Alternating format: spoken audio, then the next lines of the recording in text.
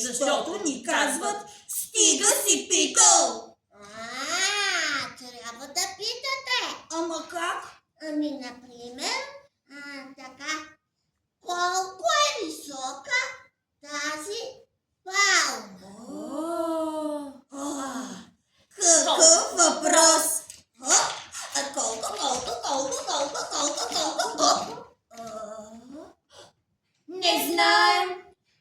И още един въпрос може да зададете. Кои сте вие?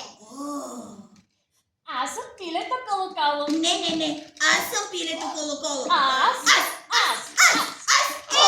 Чакайте, за първи път виждам две еднакви пилета с две еднакви имена. Защото всички пилета Колоколо се казват Колоколо. Да, Колоколо се казвате, но не знаете колко е висока палмата. Не знаем. Сега как да разбера колко е висока тази палма? Как? Няма никой кого да попита. Не питай. Да питам. Да не питай. Питай!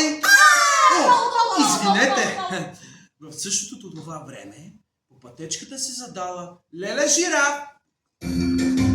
Значи ви знае.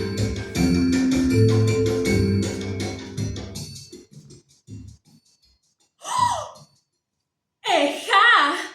Хруп. Пред. Вау! Хруп.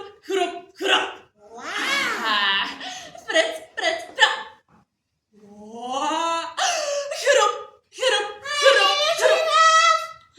Колко е висока тази палма? Слонче, не виждаш ли, че съм заета с важна работа? Хруп. Една слънче. Стига си питал. Хруп. Колкото две слънчета.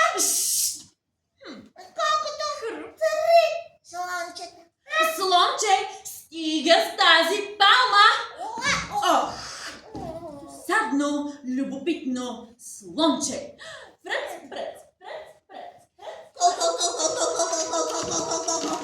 Слънче, да. Разбрали колко е висока палмата? Не. Защото имала важна работа. Възрастните винаги имат важна работа. Не. Внезапно... Колко? Извинете.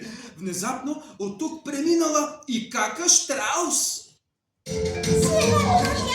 Бързо! Как кричиш? Как си обърках посоката заради него? Натам. Бързо!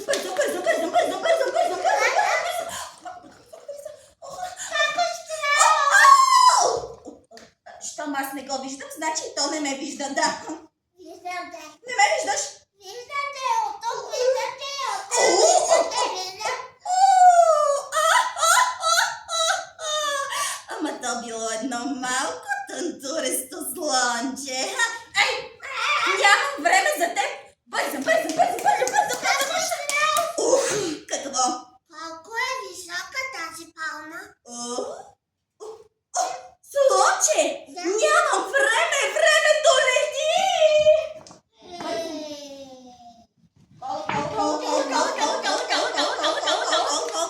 Слънче?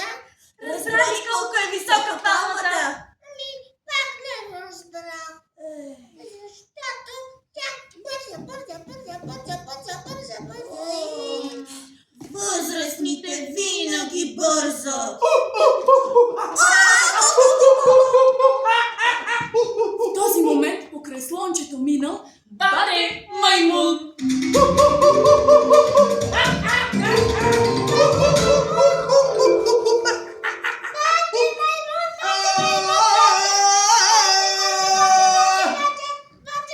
Колко е висока палмата? Леле, ти сериозно ли ме питаш това, Колко била висока палмата? Колко е висока? Банан! Не ме занимавай с тия бебешки въпроси, ясно? Така е по-добре. Боинг. Сега ще ми отговориш ли Леле, той я продължава.